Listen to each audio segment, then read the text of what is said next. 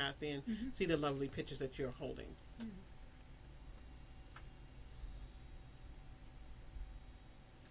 So now we're going to transition, and then I'm going to Okay. go. You're up.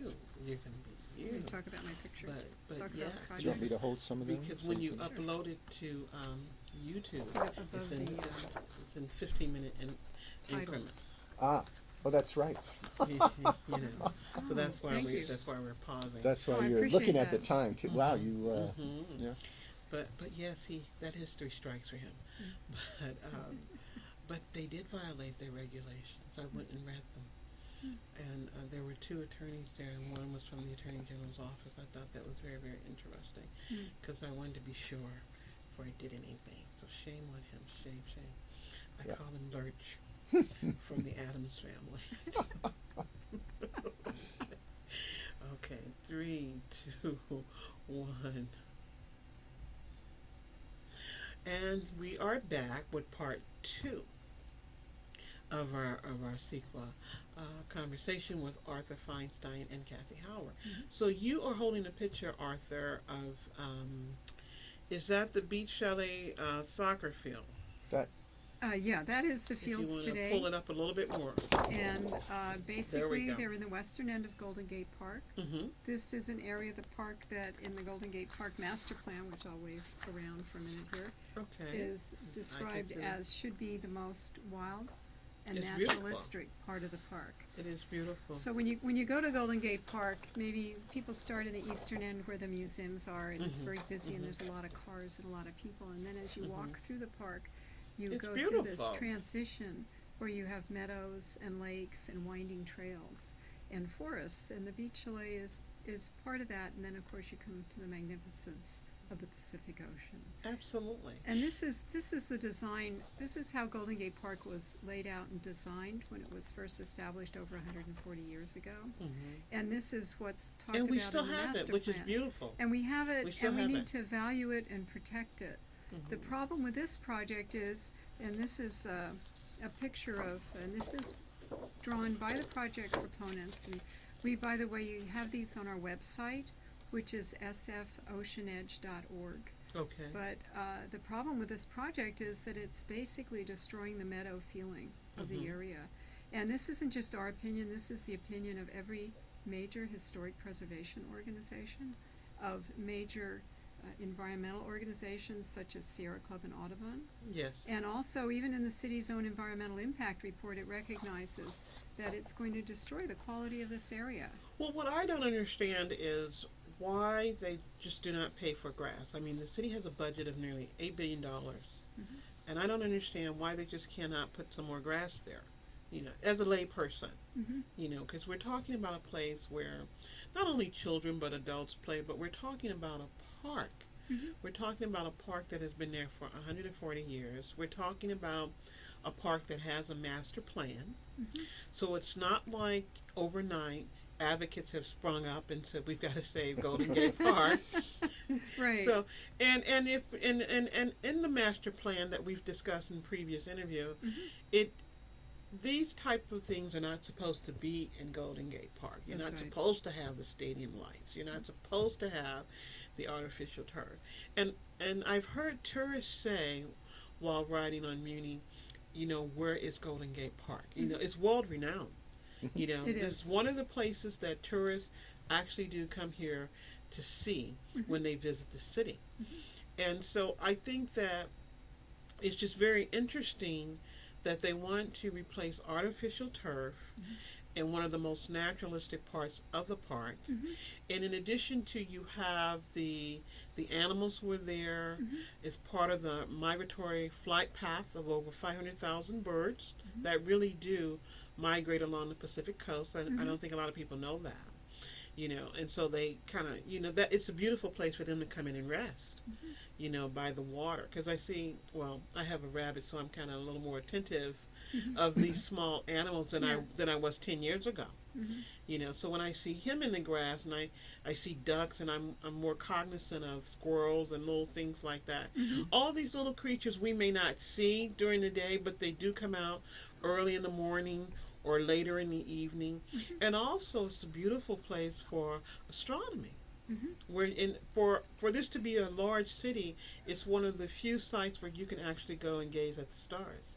Well, that's a very good point. And in fact, we have a report written by a Dr. Travis Longcore, who is the expert on the impact of artificial lighting on wildlife. And he's written a book called that, and he's world renowned for this. And we sent him information on the project, and he looked at the environmental impact report. The environmental impact report says that there's no problem, the lights aren't going to be very bright, and it's not going to harm wildlife. And he wrote a scathing description of that, and he said the people who wrote the environmental impact report, they don't understand lighting, they don't understand photometrics, they don't even know how to use the terminology right, and they don't know anything So it about was wildlife. scathing. I mean, it was It kind of was. like, Dr. Longcore, tell us what you really think. And it went on, and he went through all of the scientific data on it, the lighting and how it works. I mean, this is 150,000 watts of light. Absolutely. If you go Absolutely. to like South Sunset Playground, this is 3 times as much light as South Sunset. This is here's a picture of the lighting standards. The lights will be 60 feet tall. That's taller than the trees that separate it from the beach. And they're going to be on The till eyesore. 10 o'clock every night. Absolutely. So Ocean Beach closes at 10 o'clock. So Yes. if you want to go down to a fire ring or the astronomy at Land's End, these lights are going to be on. Yeah. The other thing is, because of our marine climate, the lights reflect up in the fog, and it acts like a prism, and it magnifies. It's going to be 10 to 20 times brighter. The city has said, well, they're shielded, it doesn't matter. Well, the shielding doesn't, they're right, it doesn't matter, because what it is it reflects Yes. off of the turf Yeah. into the sky, and then it hits the fog, and then it reflects again. Some people told me that last week there was a game at St. Ignatius, and they brought in lights, and the neighbors were like, oh my God, this is terrible. Well, I can tell you this is going to be 2 to 3 times what you saw I can there. only imagine the Yeah. people who live there, and with the noise. There's we're talking about a game. People get excited, Absolutely. and I think they want to. How many seats do they want to sit there? They're putting in seating for over 1,000 people. Right. They're That's going a lot of noise. to That's a lot have of noise. championship That's a lot of games there. That's a lot of noise. You can't have Even without championship games, when you Yeah. have 1,000 people, that's yeah, a lot of noise. yeah. And wildlife At 10 o'clock at night. You can't, like Audubon has said, the artificial turf is like paving it with asphalt. We would never do that in Golden Gate Park. Yes. And yet, because it looks real, we Mhm. think, oh, it's okay, but it's not. There's over 70 species of birds that have been identified by one Audubon member out there.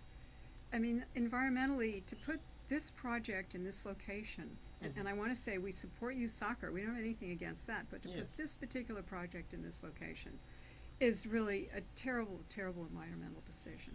Yeah, I think so. And now I'm a landscape architect, and you could renovate the Beach Chalet fields that needs drainage, gets kind of squishy out there, and with good soil, good irrigation, good turf, some kind of gopher barriers. And someone spoke And about fix that it at up. the Coastal Commission. I think Yeah. a former gardener who Yes. retired, Mhm. who said that it just needs to be taken care of. He has been doing West Sunset, and when we first started talking to him at that playground, he said, you'll never find a gopher in my fields. Yes, he did say that.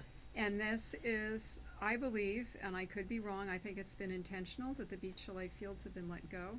They had a gardener who retired, he was not replaced. Yes. And Which is so- inexcusable. The soccer players, of course, they want something to be done, and Reckham Park has told them, this is the only place you can do this. We won't let you do it anywhere else, and we know that because I was in a debate with one of the soccer coaches, and he said, Reckham Park said we can't have West Sunset, we can't have anywhere else, we have to use Golden Gate Park, so what are we supposed to do?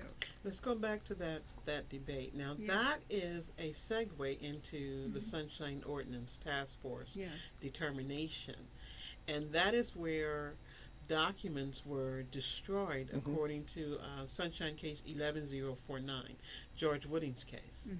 And they admitted that they had Absolutely. destroyed emails when he was requesting documentation, which is in violation of the Sunshine Ordinance. And I just could not believe that when I was reading the case. I did read that case, by the way. And because we're talking about adults, and then there was something else that happened in regards to, I think some people, or was George disinvited, or in regards to debate, or something changed there, Kathy, or? Oh, yes. A few years ago, the Commonwealth Club, we wanted to put in a program because we go to hearings and we get 2 minutes, and the other side gets 2 hours. So we talked to the environmental coordinator for the Commonwealth Club and said, we want to talk about Golden Gate Park Yes. and just the threats. And our moderator was Jim Chappell, who was the prior executive director of Spur. We had Anthea Hartage with one of the major historic preservation groups. Mike Lyons was the executive director of the Audubon Society, and George Wooding, who is a columnist for the West Side Observer, and then sort of way behind them in credentials, myself. And we wanted to just talk about various aspects of the project, the history of the park, why we're concerned about it, and everything. Rec and Park tried to have that panel canceled. It was like They wrote letters disarray. saying, It was pandemonium. who are these Like, they radical, panicked. crazy They panicked. people? I mean, we're all pretty conservative, actually. Yeah. We're not radical, crazy people. But Well, you're maybe residents crazy, of but- the city. You're residents of the That's city, right, know, yeah. and you have that right to express your concern, in regards to the park. And just the how that whole situation was handled, and it changed, and then we get to the emails, and Yeah. and this is all leading to the sequel case. This- Right, That's right. and it becomes, and as I'm learning as a lay person about the parks, about Rec and Park, I do think they're rogue, though, in my opinion. And I'm learning about all because one of the things I realized, because my children are young adults now in college, so if I didn't have the rabbit, I would not be so close to nature. And I think that becomes a problem when people become detached from nature and they don't understand some of the little intricacies that are very important here. And so I could, as I could understand, I would want to know as a parent about the carcinogens involved with the artificial turf. I would really be very angry. Probably lead something with PTA. I was very very active with that for 18 years, and then to know that this really does harm animals, and I'm very because I see these birds eating the grass. I see these because of my rabbit. I see the ducks eating the grass. Yeah. And it makes me wonder what will happen with the animals.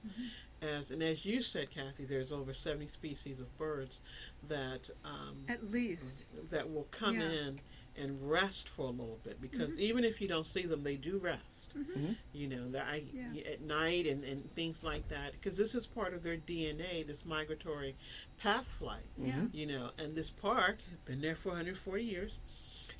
So they're the other part of this equation that I look at in addition to the children. And I think, as I said, people become, unfortunately, they're busy with other things going on in their lives, and when they do want to get away from the city, it's nature where they go, which I find interesting. And this is something we're trying to preserve here in the city, because we're very fortunate to have all of this open space and all of these parks here in our city. We're not like New York, where everybody has to run to Central Park. So we have a lot of other parks, but this is the biggest park that we have. And I will say Central Park has no artificial turf. And New York City is not putting in. They put in artificial turf, and they have some problems with fields which are worn out and are not repaired, and children cannot play on them. And I think this is one of the problems. One of the reasons they're fighting this SBR rubber so hard is if they admit it's a problem, they're going to have 26 or 30 acres of it they're going to have to replace, and that's going to be a big chunk of money. It's going to be a big So chunk if of they- money. And if where's that they money going to admit- come from? Another bond? Then, well, it'll come from bonds, so that means a project will not get built because we're going to have to take out all the rubber and put in something else. So I think that money does enter into this in terms of the city not wanting to admit that there's a problem with the SBR rubber. Now that's a guess on my part, Yes. but it's 6 to 8 million to replace the fields, and then you have to understand that anyway they're going to have to replace in 8 to 10 years. Yes, they're because going to they have to wear replace out. artificial turf. Yeah, they're going to have to replace the turf anyway. But if they decide that there's a problem with the